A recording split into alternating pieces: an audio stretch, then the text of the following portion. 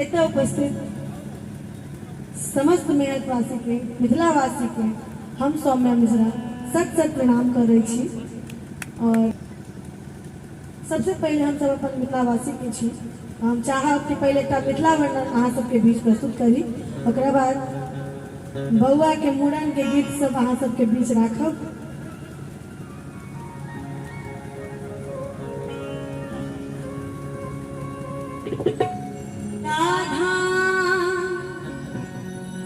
दोसर पायब कोने ठाम, दोसर पायब कोने ठाम, दुल्हा दुल्हन सीताराम, जनकपुर में सुंदर मिथिला धाम, दोसर पायब कोनो ठाम, दोसर पायब कोनो ठाम, दुल्हा